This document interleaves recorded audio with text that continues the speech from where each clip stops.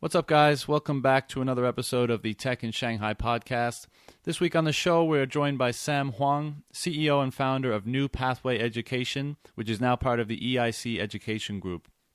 Sam is a Korean American and represents a great example of a foreign entrepreneur living the quote-unquote Chinese dream. However, prior to his success, Sam encountered many of the same issues that confront so many who take the leap into entrepreneurship, especially in a foreign country. In this show, we discuss how to deal with negative and discouraging feedback from friends and family, and listen to that gut feeling that just tells you to go for it.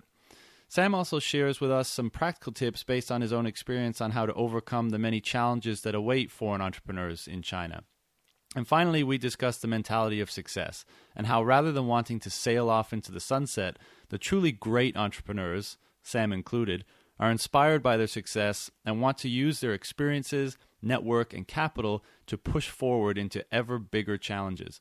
If you're considering entrepreneurship and just need a little inspiration for that extra push, or if you are currently an entrepreneur and looking for some helpful hints, then look no further than this episode. And if you like the show, it would be awesome for you to give us a review on iTunes. That's it, and enjoy. Welcome to the Tech in Shanghai podcast, the Pearl of the Orient. Shanghai is the city of the future. All systems go, full steam ahead. It never stops. Technology, innovation, ambition. It's everywhere. Join us as we explore this new world and talk to the people making it happen. The Tech in Shanghai podcast. The future is now. All right, Sam, thanks for coming on the show. All right, thanks for inviting me. So I've done a little bit of research on New Pathway prior to interviewing you today, of course, and it's a really interesting story. And I think one of the things that stood out to me was how fast it's come along from inception to now being invested by a major educational group. So I was wondering if you could just get us kicked off by giving us a little history about New Pathway and then lead us up to where we are now. Sure. So in December of 2009, I founded the company as a test prep institution. At that time, a completely offline business, and focused on SAT preparation, specifically for Chinese students who wanted to go abroad to the United States. And initially, I sort of targeted the international school community just because it was sort of the easiest one to sort of target, given my background. Then after that, basically the first, I would say, 2 years were very tough. 2010, 2011, the company grew, but it wasn't like it was going anywhere really great. It wasn't sure where you were going to end up. Exactly. It wasn't a foregone conclusion. That's right. Yeah. And then, what's interesting is along the way, there are a couple times where, the education industry is very much regulated in China, like a lot of other industries. So I had to borrow a license from like a local Chinese person. And a couple times I had to switch to another license because the person that was lending me the license tried to essentially steal the company from me. Shocking. So uncommon to hear those sort of stories.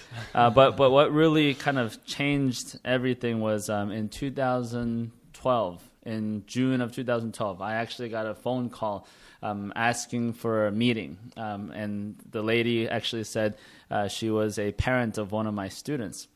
And said she wanted to meet about her daughter's progress. So I was like, okay, that's fine. So at night, I went over to the Hilton Hotel in Minhang and basically met up with her. And then there was another lady there in the lobby. So we started to talk, and I realized that they were actually not there to talk about the daughter, but there to represent a group of investors, actually. And those investors ended up, I found out them to be very, very influential, powerful people in China. So the group consists of Sina.com, chairman of Sina.com, Charles Chow. His wife was the one who was there. And then another lady who's a managing director of Julius Baer, like a private wealth management company. And then they represented two other investors, Fosun Group, Fuxing Jituan, which is one of the largest private equity companies in China, and then the chairman of E-House, which is another publicly listed company that does real estate. So these four are friends, and then what the lady told me was they, as a group, invest in industries and companies that they feel like are moving in the right direction. So like a little private angel group. Exactly. Yeah. And they do a lot of these types of investments. So what the lady told me was, it was very interesting. We sat down and she's like, well, we've decided we wanted to invest in education, specifically overseas education to the United States, more for interests of our kids. We want to we have a bunch of young kids and we want to get them into top schools overseas. But we also see a trend as a very good investment. So we can promise you this, all of the difficulties you've had with the government, with funding, anything, we will take care of everything. We will fund you. We will make you successful and rich. You just have to run the company well. Right. And I honestly thought it was kind of a joke, right. I didn't really know the seriousness of the situation. And you were going to this meeting thinking it was like a standard meet and greet with a parent. That's like, right, okay, that's shake right. hands, let's get the kid in the program. And Correct. Wow. So and so then they, I had another investor that was interested at the time, a small venture capital fund, but then after kind of looking through everything and going through sort of the negotiation, I found out this was clearly a better choice. However, I felt that it was a little bit risky because they were so powerful that I didn't want to be in a sort of a too much of a weak position. So I ended up bringing on a fifth investor that I knew personally, Chengwei Capital, which is a venture capital fund based here in Shanghai. And they came in as sort of like a proxy for me and to sort of balance out the power a little bit. Right. So each of them, they invested about 3 million RMB each, so 15 million RMB total.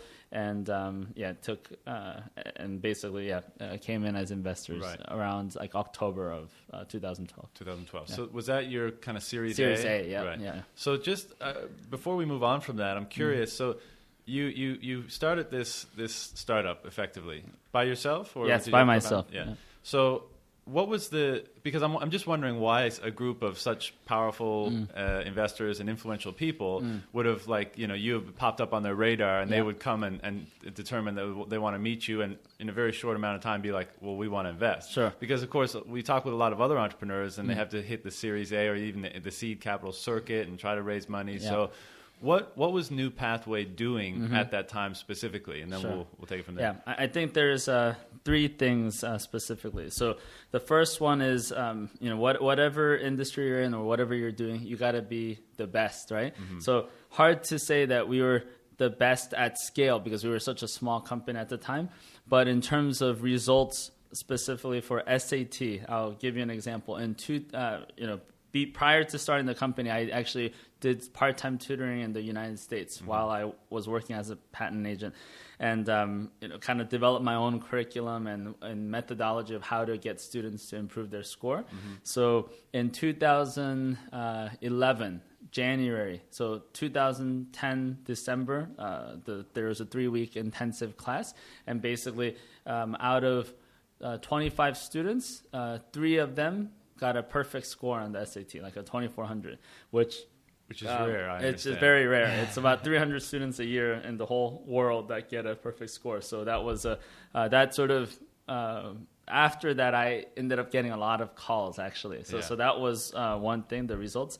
I think the second thing was, there's not a lot of startups here in the education sector that are started by overseas sort of background, like I don't want to say it just foreign, but someone who has the actual experience having gone through the entire United States education system. Most of the big education companies here are founded by local Chinese who sometimes have never gone abroad or who don't even speak English very well, right? So that's the second thing. I think competence was what they sort of saw.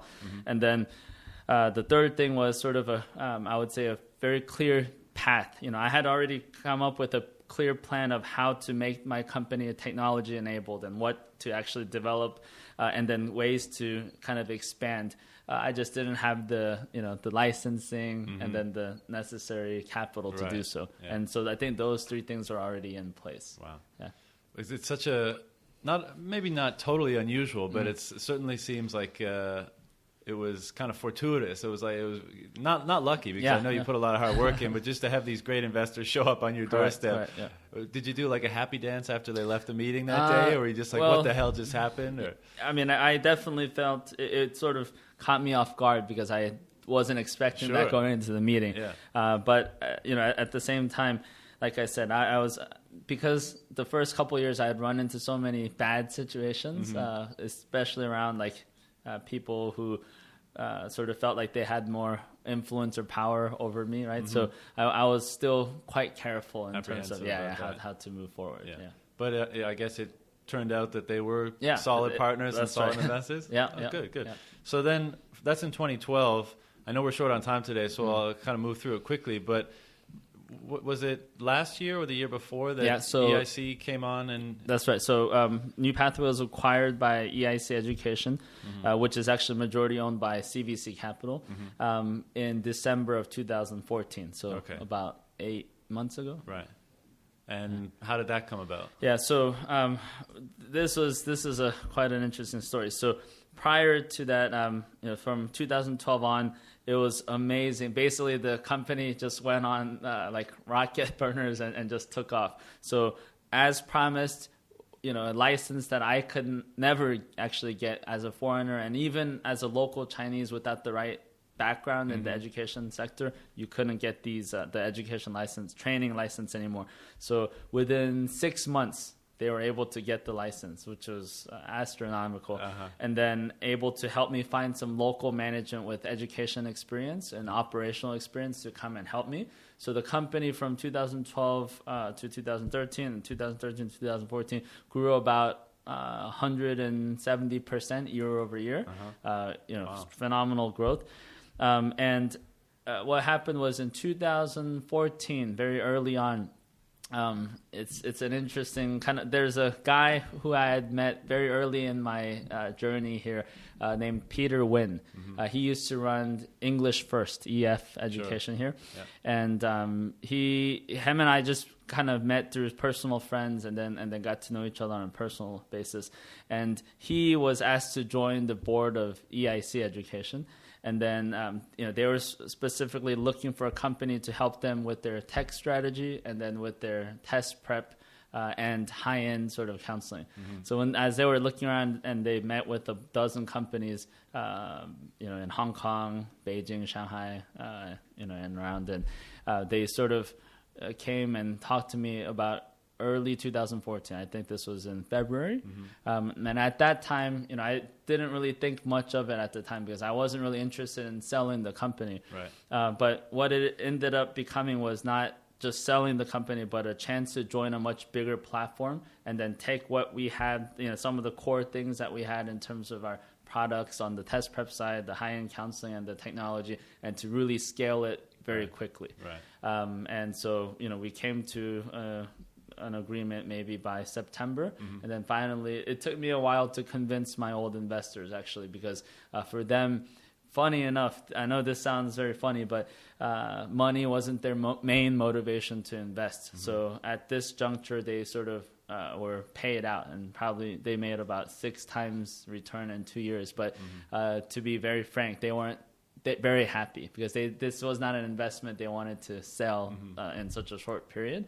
But the way that the capital structure worked, because CVC was a majority shareholder, they didn't want any other financial investors along. So we ended up paying them off, and then I rolled the company into EIC. Right. Yeah. So were they just, because as you said, it is a bit unusual for investors to shun an exit, especially when it's fairly decent exit, 6 times in 2 years. I mean, that's relatively uncommon, especially in that short period of time. What were their main aspirations for New Pathway? So this is, I find it very interesting. The 4 of them that came together, 2 of them are billionaires, like US dollar billionaires, and then 2 of the other ones are like, worth hundreds of millions. So although this was several $1 million for them, it's very drop in the bucket. It's like less than 0.1% of their worth. So they really was not about money. I think for them, this was much more about a social platform. For example, a lot of these like I mean, you know, now a lot of the powerful and rich people here in China now want to leave, or they want their kids to leave China for a better education.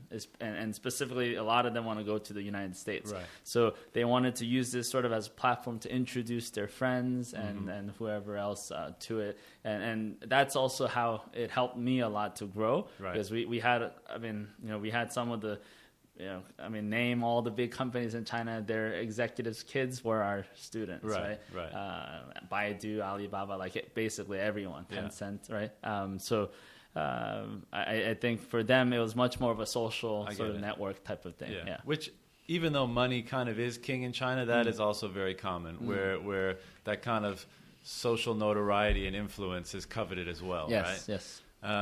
So that we're brought up to speed now on that story. But you mentioned, I mean, obviously guanxi is what we call that kind of golden handshake in China. And I think maybe it does sometimes get overblown, because realistically, anywhere you operate in the world, it always behooves oneself to have good connections with people that can influence certain things that, you know, have an effect on your business, right? But in China, I think just given at least the legacy of kind of the structure of the government here, it really behooved oneself to have those kind of connections, right? And I was going to ask you, do you know, because you mentioned prior to meeting this investor group, you had struggled a lot with a lot of things, and then after you met them, you know, it was kind of like green light.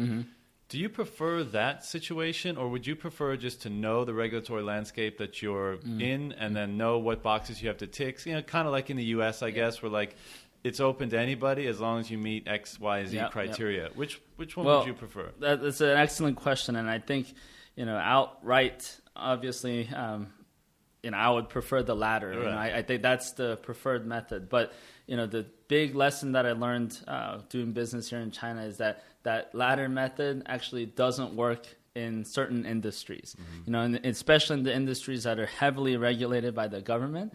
I think the financial sector is one. Then you've got, you know, like healthcare, you know, and education are very much regulated by the government to a point where, and if you look around, you can really see there really aren't any foreign companies that have set up in those areas that have become very big. With that, either they're joint ventures with the local Chinese company, or they've acquired local Chinese companies, or invested as a majority shareholder of a local Chinese company. Right. And it has a lot to do with the fact that, I mean, I can tell you, even for my business, even though I was the legal representative of the WOFE, the wholly owned foreign enterprise, the local Chinese company that held the education license could never be in a foreigner's name. Right. Yeah. So there was a contractual relationship we had to set up there. Yeah. And is that changing at all? Because there seems to be, I mean, it seems to be getting easier for foreigners to set up and operate businesses in China. And obviously with, you know, kind of the shuffle around in the government and things, you know, there's kind of a crackdown on the whole, you know, quote unquote corruption or whatever you want to call it.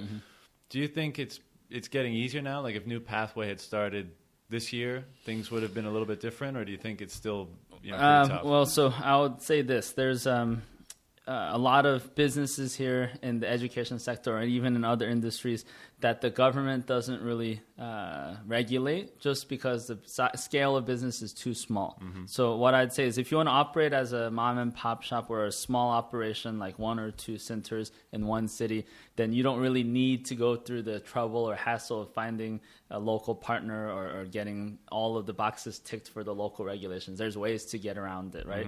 But if you do want to be a business at scale and grow, be into multiple cities, multiple locations, then there's no way around it. Right. And I think that's how the government and that's how China sort of protects itself. Yeah. So you've got to have some contacts, some relationship somewhere, right? So how old are you now, Sam? I'm 32. 32. So you started New Pathway when you were 26. 26. So a lot of the listeners of this program are young, either entrepreneurs or looking to become entrepreneurs. And I want, maybe you can give them some insight. I mean, you're from South Korea originally, right? Yes. Educated in the States. Can you just shed some light on, one, why you came to China to engage in this business? And then 2, what are some of like the obstacles that you had to overcome to be a successful entrepreneur in China, a non-Chinese entrepreneur? Sure. So, you know, as I was growing up in the U.S., never in my wildest dreams did I think I would ever end up in Asia, let alone China. It was like the last thing on my mind. But in 2008, so my girlfriend at the time, who then, when we moved here in China in 2009, was my fiance, and then now is my wife. She actually brought me to Taiwan. She's Taiwanese, and brought me to Taiwan for the first time. Then my parents-in-law actually brought me to Shanghai and then took me to Beijing. And then they're the ones who said, Sam, look around. This is the future. And I still remember very clearly at the time, I was like, thanks for bringing me, but I have no interest in moving here. Yeah. And I think they had sort of two reasons or interests for bringing me and showing me China. One, which was my father-in-law, he runs his own hospital, like a small clinic in Taiwan. He's a doctor, ophthalmologist, and he has sort of a regret because, he kept saying for the past 20 years, he wishes he had expanded to China because then his business would be much larger. And then two, I think was selfishly, they wanted their daughter back to Asia, right? Yeah. So those two reasons were the main motivators. But anyway, I didn't think much of it, went back to the States. Then, this kind of feeling kind of kept gnawing at the back of my mind where at the time when I went back, I was still 25, and I had talked to my parents at length about what I'm going to do in the future. I studied mechanical engineering and material science for my undergrad and graduate school. And then my father, who's a very traditional immigrant, Korean American, like very much like other Korean American fathers, wanted me to go into becoming a doctor or a lawyer, right. And pretty much those were the options. Every time my dad would be like, "Hey, what do you want to do with your future?" I'm still thinking about it, and he'd be like, "How about a doctor? How about a lawyer?" And that was be anything you want, as long as it's a doctor or lawyer. That's right. So, but what really I think influenced me was that while I was at MIT, there was a lot of entrepreneurial activity and competitions and things like that. And it was kind of opened up my eyes to that world for the first time. So, in the back of my mind and in my heart, I always knew I wanted to run my own business, but I just didn't know what or when or where, right? Yeah. So then I went back 2008, and then as a good son is supposed to do, I actually took my LSAT and then applied to law school. I was still working as a patent agent, like a technology specialist at a big intellectual property law firm in Boston. And basically, I applied, I got into some schools, and then I sort of started to really think about, 10 years down the road and 20 years down the road, do I want to be like the partners in my law firm? And you look over to your right, you're like, oh, no. And it just, to be very frank, it just didn't seem like something, that I would be very passionate about. Yeah. It'd be something that guaranteed, in my father's eyes, a certain level of success as an immigrant. Yeah. So then I went to my parents. My parents live in Georgia, so I visited them in Atlanta, and I asked my dad, I was like, hey, what do you think about doing business in China? And he's like, okay, so what do you want to do? I said, I'm not sure yet, but what do you think? And he's like, definitely not. He said, if you go to China, you can forget being my son. Pretty much like that. And he said, you have no money, you have no connections, you don't even speak the language, you're not gonna make it. Yeah. And pretty much kind of shut it down at that. Then I went to my mom and spoke to her about potentially going over to China, and she's like, well, I understand you have personal reasons for wanting to be there potentially, but also thinking about professionally, she was like, I don't know much about things there, but I do know that you've always worked very hard, and I do feel that you have you have a pretty good background. So if there's ever a time in your life, this will kind of be it.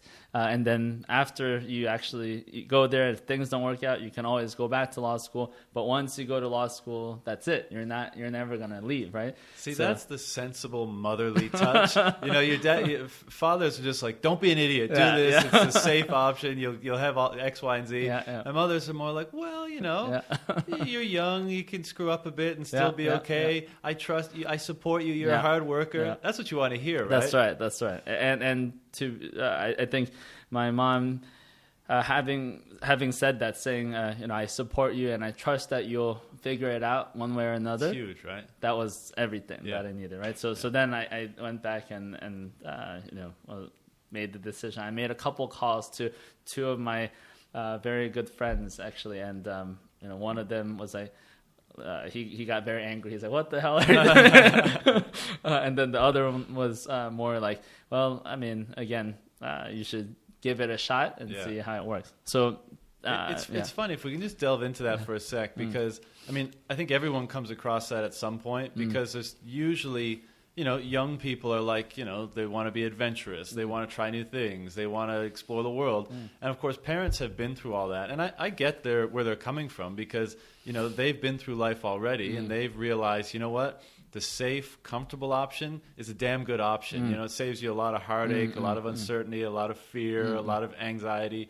So I get where they're coming from, but at the end of the day, you have to make up your own mind, right? Yep. And while I respect, the opinion of people that are older that have gone through things, they're not going through the same worlds, and they're not the same people that we might be. So I think it's always important to integrate that advice, but then ultimately make your own decision. But of course, a lot of, especially would-be entrepreneurs or entrepreneurs, have had to or will need to confront that. And do you have any advice for how to deal with that parent question? Sure. Because I think it's really common, what you just described. Should I answer the question about what you need to be successful in China first, or no? Let's go parent first. Okay. So the question. Can you repeat the question again? Well, just in dealing with, like you said, your father was like, "Don't be an idiot," do this, and your mom was like, why not? Give it a try. I support you, and I think, like you said, I think. If I had advice for parents, for example, that's what I would suggest to them, because the love and support that they give really backs up your own, idea of what you can do and what you can become, right? Because everyone's so doubtful. Everyone's uncertain. Like, can I? Can't I? Will I be successful? Won't I? And just knowing that your parents have your back, they're like, you know what? Go for it. I think you're capable of it. Go for it. And if you mess up, we're here for you, and you'll be fine. Well, I think... fortunately or unfortunately, I think a lot of people's thoughts about how their kids should live or things like that is influenced a lot by what you said, their own experiences. Right. So for my parents, they took quite a lot of risk when they immigrated from Korea to the United States. And basically my father went from being a professor in Korea to being a shoe repairman in the U.S. So to him, that risk was worth it for a better opportunity for his kids. But in terms of better opportunity for his career, not at all, right? So I think that's sort of how he sort of saw my situation, where I would be immigrating essentially to a foreign country, and yes, it's a land of opportunity and a lot of things, but he thought it would be kind of a similar situation to him. And what I think he failed to realize was that because of the sacrifices he made, I was in a very different situation with a different type of education, and in some ways a much better chance to succeed, right? And so I think for parents and what I would say to parents is definitely for kids, I think that support and that nurturing sort of and encouragement is everything. And without my mom having raised me like that, and then having said that, finally, I wouldn't be here today. Right? So I think that's very important. And from the kids' perspective, I think at the end of the day, yes, it's great to respect your parents and do some things as they want you to. But at the end of the day, you have to cross the line from being your parents' son or parents' daughter to being your own person. And that sometimes is a jump that some people can't make ever, and then for some people it comes very early, and then for others different times, right? I agree totally. So having said that, so about being successive in the China landscape, what kind of advice do you have to entrepreneurs that are thinking about coming over and taking a similar journey that you have? So I think the first step. I mean, all practical things aside, of course, you got to learn the language, right? So you got to be able to speak the language speak and understand the language in order not to get tricked and know what, how to navigate and communicate with people. That's the obvious one. And did you learn when you showed up, yes, or did you study it all beforehand? I learned when I showed up. Great. How'd you learn? Just through like hiring employees, and then I had some part-time teachers here and there, and then I think just survival, I suppose. You had to. Yeah. And then I would say another very important thing is, what a funny thing that I've noticed is a lot of foreigners, expats come to China. They have a very anti-China attitude, is what I like to call it, where they basically complain about, oh, China's, this or China is that. And what I always like to tell people and I think this is a very important lesson for entrepreneurs who want to come to China is you need to learn the culture. You need to become Chinese.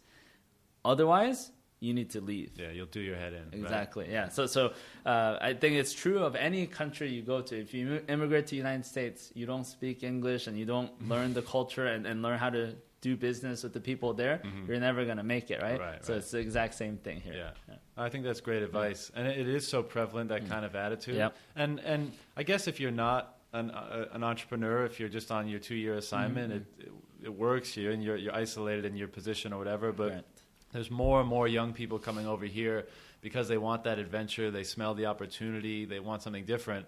I think it's great advice that even though on a daily basis you're going to come across things that really get on your nerves and that you think, well, this is crazy. But I think it is really good advice to just try to reframe that in some way that you just accept it and operate within it and don't let it like throw you off your course. Yeah. Right? So we have a funny saying. So every time, even now, like sometimes we have these what the kind of moments, right? So every time we come across those, me and some colleagues here and my brother, we just say to each other, TIC. This is China. Common saying amongst entrepreneurs That's especially. Right. So we're winding down to the end of the show now, but I wanted to talk to you a little bit about education. It's certainly an area that I'm really passionate about, and I think a lot of other people are as well. And with the advent of course, the internet and smartphones and just mobile technology and the free flow of information everywhere, I think education is certainly an industry rife or ripe for disruption in the next 5, 10, 15 years. So being so close to it as you are, I know, what do you see coming down the pike in terms of education? Not only necessarily in college prep and stuff like that, but just education generally. What's the landscape look like? So I think, in my opinion, I feel that a lot of people have tried to approach the disruption of education in sort of the wrong way, which I think, in a lot of industries, yes, like going completely online or the internet has changed everything. And I believe in education, the internet is also going to, help change education for the better. However, I think a key difference is that in the education sector, you still need that offline sort of presence or offline sort of human touch element, right? So I believe that a blended sort of element where technology is an enabler or a helping make education more effective or more efficient can work very well. But as a standalone where you move everything from offline to online completely, I think we're very far from that ever working for And I'll give you an example. So there's a online university called Minerva Project, right, which is becoming quite famous now. And this guy, entrepreneur Ben Nelson, started a university, an online university, to sort of his vision is to be better than Harvard, right? And one thing he's done well is that although they have an online university that delivers the courses, but there's a lot of offline interaction of giving people experiences and opportunities that they wouldn't get to have if they were at a traditional college or university. So I think that sort of like blended type of method is what works, and I think that's what sort of education technology should be focused on. Yeah. And at New Pathway, you guys have integrated some form of O2O platform or technology as well, right? Correct. Do you want to describe that a little bit? Yeah, sure. So I would say there is basically the technology is for kind of three different different people to use. So there's the students, obviously, right? Students can do all of their homework, all of their review of their exams, all of their adaptive concept quizzes, which basically the system will automatically learn the students' weaknesses based on concepts that they have to learn for a specific test, and automatically generate quizzes they can do. And all of this can be done either on their mobile device on their way to and from school or to and from the academy, or on the web. For parents, I think the technology should always be used as a method to, especially I find a lot of Asian parents want to know everything about their kid, right? So to track their students' progress. And parents always want to know what can they do to help their child, right? A lot of times it's very difficult, especially if they haven't gone through that same process. What can I do to help my child? So our technology basically helps parents figure out what they should do in order to help their son or daughter. And then third, and very importantly, is we actually, I believe that in order to standardize the teaching experience and to make teachers do their job better, you need to provide them as much data as possible about the classroom. Both not only after the fact data about how students have progressed, but actually live data that you can use in the classroom to basically tailor your lesson. So basically our technology tries to address all of those issues. So what you're how old did you say you're 30? 32, right? So you've interesting entrepreneurial story. You founded a company, you were met with some early success, and now you've taken a key position within the company that acquired your company, right? So 2 questions. First, what is the future for EIC as a company? But then the one that I'm more interested in is, what does it feel like now, having come from founder, from immigrant founder, let's say, you right off the plane, what the hell am I going to do? Founding company to having been met with success and being in the position you are now, where is your mindset at? What continues to motivate you? Sure. So in terms of the first question, so for EIC as a company, our vision is to be the most trusted partner for international education in China. So we have offices in 22 cities in China, 3 in Australia, 2 in the United States, and 1 in Canada. And we not only want to serve Chinese students here locally, and Chinese students who have gone abroad, but also local students in other countries. So we'd like to become a truly international education company serving the needs of students everywhere. So that's, I would say, kind of our vision and goal for the next, however many aspirations. Years. Yeah.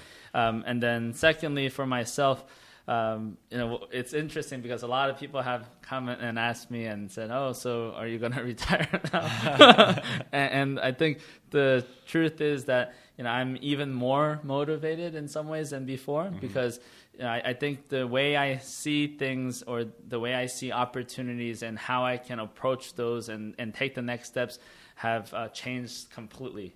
I think once you have the network, right, the relationships, and once you have the financial, backing, and then once you have the experience and know-how, the past 6 years, the most valuable thing I've learned is all of the problems I encountered and being able to having solved them successfully, I think have changed my outlook on everything, essentially. So for the next steps, certainly I'm very interested still in growing with this company, but also I'm interested in 2 specific things. One is, I still see some opportunities around, different sectors that I've been exploring. So either I'll invest or back other entrepreneurs in the space. And then, the other area that I'm very, very interested in is, we are in the education sector. And one thing that I am very excited, I'm actually very excited to do this, to this podcast, is basically there's a lot of entrepreneurs who have already become relatively successful in other countries that want to come to China. There's a lot of startup, like early stage entrepreneurs that want to come to China. So I want to help these people through my experience and actually help them come to China, build up the local team, find local investors or local partners that can help them and help those guys become successful. Yeah. And I think if you look at a lot of, you see a lot of big Chinese companies now investing overseas. One thing that I would actually like to advise people on is a lot of these companies, when they do invest overseas, it's not for the purpose of helping those entrepreneurs or those companies come to China. Mm-hmm. It's for the purpose of taking what's good and bringing it here on their own. Right. And that's, I would say, 90+% of the cases it's that way. Mm-hmm. So I think I would like to kind of shift that paradigm. And I think there's a lot of industries or sectors where other entrepreneurs or companies in other countries are already doing things much better than here. Mm-hmm. So I think bringing those and helping those guys actually land safely and become successful, that's what I really want to do. Yeah, well, I'm sure that's something you could get a lot of government support from, because I know they're very interested in attracting top talent from around the world now and getting them to do cool things here. But I think that's a really interesting perspective, because you do hear that a lot. You know, when someone either IPOs or is invested by a company or is taken over, acquired, whatever, you know, their friends or people around them will be like, oh, retire, party time, you know? But all the conversations I've had with people like that, it's like, well, how could I retire? Yeah. Like you said, I've got the experience, I've got the networks, I've got the capital, I've proven, maybe most importantly to myself, that I can do these things. Yeah. Now it's just a world of opportunity, right? That's it's like I don't have enough time to do all the things that I want to do, right? That's right. But it's a really interesting, I guess, shift in mindset, because prior to that, you think, well, I'm doing all this work so I can have X. Yeah. When, you know, really maybe that's what gets you through the initial phase, but as it turns out, you're doing all this work so you can have even more capability to do more, better, more interesting work in the future, right? That's right, yeah. And I did, you know, I do spend quite a lot of time reading books of other, you know, very successful entrepreneurs. And, you know, one of the key takeaway messages that I find very interesting, you know, I recently read Elon Musk's book, and I thought it was very interesting. Of him as well. Yeah. Is, you know, first, all entrepreneurs first must make their first pot of gold, right? You got to have some capital to take care of your life, right? Your personal life needs to be taken care of from a financial perspective. Once you've done that, then you can really focus on solving some of the world's biggest problems or challenges and doing something very innovative. Yeah. But the problem that a lot of entrepreneurs come across is they start with trying to tackle the biggest problems or the biggest industries without that experience, know-how, or money, and that's why it's very difficult. And that's a great point. And maybe they even get dragged down by the personal life issues that come up, right? Because if you have that financial pressure and stress and whatever, it's going to be really hard to direct all your attention toward changing the world, right? Correct. But what I found interesting about Musk in particular is that, you know, most people know the story of the companies he's been involved in, but as far as I know and what I've read about him, you know, he's been willing to risk it all on several occasions, you know, and that's like, and maybe it's because he did have, you know, that rainy day fund for no matter what happens, I've got a few $1 million that I could just survive on, right? And my family would be okay. But it's just amazing to me that entrepreneurial spirit and more importantly, that mindset of, you know, screw it, let's do it. I think I can do this, and I'm going to work my ass off to do it. Right? Yeah. And he has to put, you know, I just think of him making the bet on maybe SpaceX when I think in 2008 when they were really in trouble. He had to put his own money up, and I think all the PayPal money that he made, I think he had to put a lot of that into it. And it's like, man, you know, you're so successful, you 1 in a million shot, you make all that money, and then you're just like, no, I'm going for it. I'm all in. Yeah, I mean, it's amazing. I think at that moment that you make that decision is kind of the moment where success is like, the probability of success is increased, because the making of that decision is really the important part, I think. I agree. Sam, I know you're tight on time. I got to let you go. There's only one more thing I want to ask you. You touched on before on some advice that you might give to entrepreneurs that are coming to China. I want to just do a quick word association with you, if I can, just for a little fun. You ready? All right. So what word association meaning? You say a word. I'll say a word. You give me a one-word response. Okay, one-word response. Okay. Yeah. All right. Jack Ma. Successful. Innovation. Important. Uncertainty. Scary. Money. Good. Leadership. Difficult. Entrepreneurship. Stressful. Future. Happy. Awesome. So, Sam, thank you very much for joining us on the podcast today. Where can people reach out to you or New Pathway, or if they want to get in touch with you guys? Should I leave my email or web or sure. URL or something like that? My email is Sam Hwang, HWANG, at EICeducation.com. Okay. And for people that want to reach out to EIC, maybe looking to become part of the team or something like that, is there, just go to the website? Actually, you could just email you. Happy to connect them. Yeah. Awesome. And we are Tech in Shanghai. You can get at us at techinshanghai.com or Tech in Shanghai on Twitter /Tech in Shanghai. And we will see you all next time. All right. Thanks. Thank you. Cheers. Thanks for listening to the Tech in Shanghai podcast. If you enjoyed the show, subscribe to us on iTunes and follow us on Twitter at Tech in Shanghai for everything tech from Shanghai and China. See you next time.